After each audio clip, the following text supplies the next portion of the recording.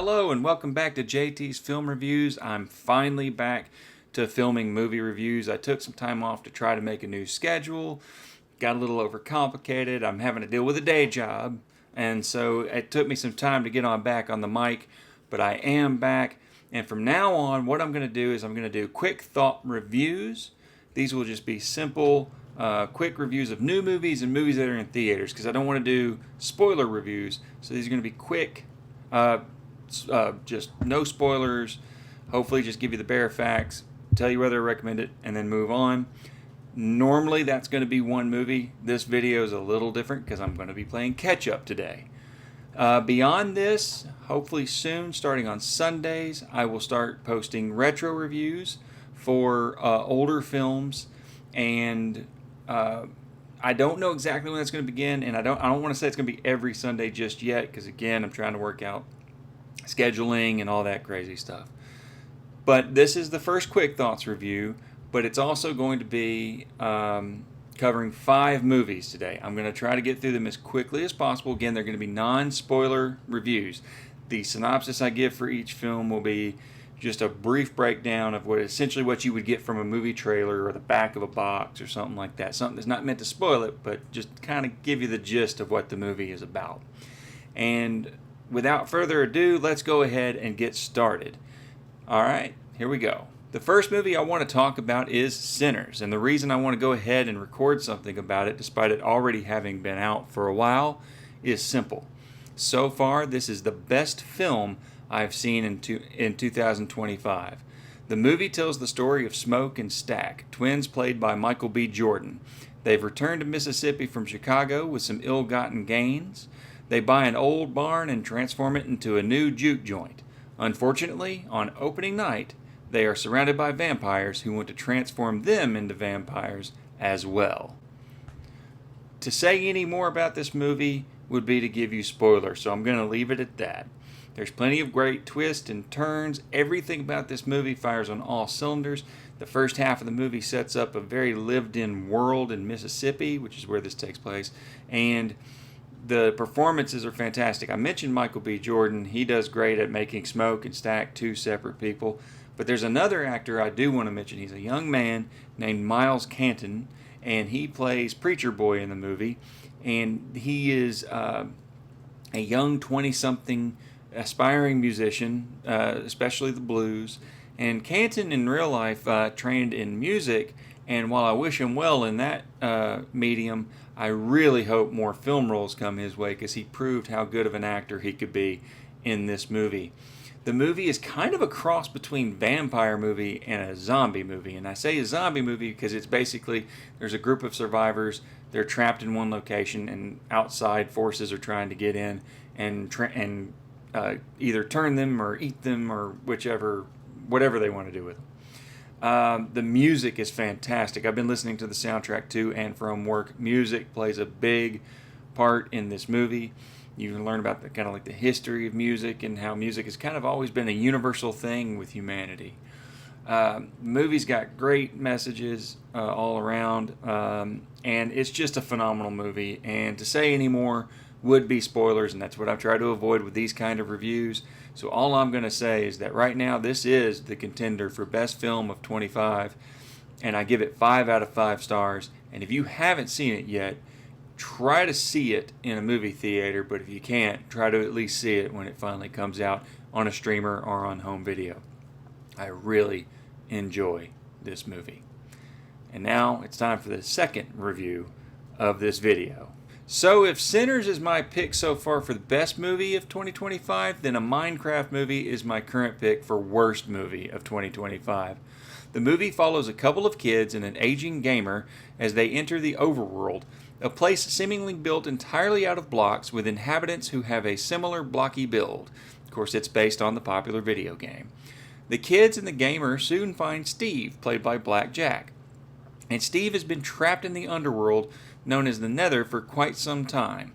And soon they're on a quest to pick up a thing and all that stuff. But anyway, that's really all I want to say without leaving any more spoilers. I honestly don't know what to say here. I don't know why this became the surprise hit of the year. It's a terribly unfunny movie.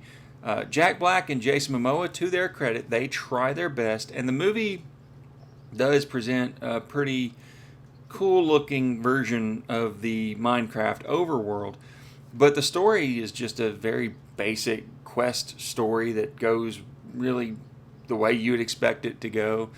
I don't really care about the kids in the movie. I don't really care even really about Jack Black or Jason Momoa's characters. Again, they try, but this script just fails all around.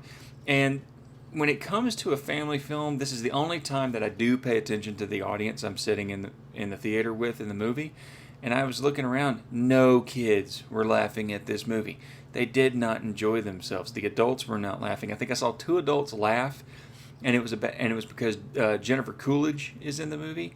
And honest to God, I think they were laughing just because they recognized her from those dumb Discover Card commercials. I don't get it. Yeah, this movie for me just does not work at all. I give it 0 out of 5 stars, and I definitely recommend that if you haven't already subjected your kids to this movie, please skip it and watch a better family movie. And moving on to the next movie. For my third movie, I want to talk about and warn you to avoid The Amateur, starring Rami Malek and Lawrence Fishburne. I wouldn't even recommend this movie on a streamer for free. This is a very slow and average run-of-the-mill spy thriller. Malek and Fishburne's talents are utterly wasted in this film about a CIA cryptographer that wants to go after the terrorist that murdered his wife. This movie is a slow burn of a movie. You've seen maybe the most engaging part of the movie in the trailer. It involves a sky pool, and I'll leave it at that. It's just a run-of-the-mill, very subpar movie. In fact, I'm having even harder time to recommend it. I did a little bit of an Instagram review for this movie, and I gave it 2.5 stars. But since I've thought about it more since then, I've got to say I'll stick to that 2.5 stars because that's still me telling you to skip it. I feel like maybe some hardcore fans of spy thrillers and action thriller fans may find something with this movie, but I absolutely did not and just cannot recommend it. And now to the fourth film, which is a movie of a similar vein that I can recommend. And that is The Accountant 2, starring Ben Affleck and Jon Bernthal. They return from the original film. Affleck once again plays the autistic accountant Christian Wolf, while Bernthal returns as Wolf's brother Braxton. Together, the two go on a journey to find out who killed one of Christian's friends. I'll be honest with you, I feel this movie was better than the first one. I think this movie works for 3 reasons. Ben Affleck's unique character. Christian Wolf is a very interesting character due to being autistic and how he interacts with the world and those around him. The chemistry is undeniable between Bernthal and Affleck. I think they were fantastic. The first movie, they were on 2 sides of the track and they didn't meet until towards the end of the movie. This movie, they're on the mission together and it absolutely works. And then the third thing that makes this movie work is there's some solid action in this movie. And that helps elevate a story that is really a basic story. They're trying to solve a mystery, not just of the friend that was murdered, but it obviously gets involved with a child trafficking scheme and stuff like that, and how they need to bring that down and all of that stuff. So the story, if it was just told with run-of-the-mill characters and played by lesser actors, I don't think I would be recommending the movie, but that's just how much it's elevated by certain elements. And I give it 4 out of 5 stars, and I recommend you see it. I would love for you to see it in theaters, but of course if you can't, when it comes out on a streamer, in this case more than likely Amazon Prime, because I think they help produce the movie, then I absolutely recommend that you see it. And now it's time for the big review for this video, and let's get to it. Thunderbolts is the 36th official movie and the answer to DC's Suicide Squad, but it's also so much more than that. It's about a group of lower-tiered superheroes who all have checkered past that must join forces to take down a new threat to humanity. They are, at first, hired by Julia Louis-Dreyfus's Valentina Allegra de Fontaine, a bit of a long name, to take on missions in order to cover up some stuff that Val doesn't want in the public eye. Then Val hangs them out to dry. That means that this new team decides to try and figure out what Val was trying to cover up in an attempt to get revenge on her and to bring her to justice. Also, what Val is trying to cover up may ultimately have something to do with a man named Bob. And that's just the gist of what gets us into the action, and I don't want to say anything more for spoiler reasons. Basically, this is the best Marvel movie I've seen in a really long time, and it's really for two reasons. The story is very solid. The characters have depth. They all are suffering from trauma, their past, what they've done in past films and past Marvel shows, and then they're dealing with mental health issues. Those are the two big themes of the story, and that may sound depressing. Like, why would I want to go to a Marvel movie for that?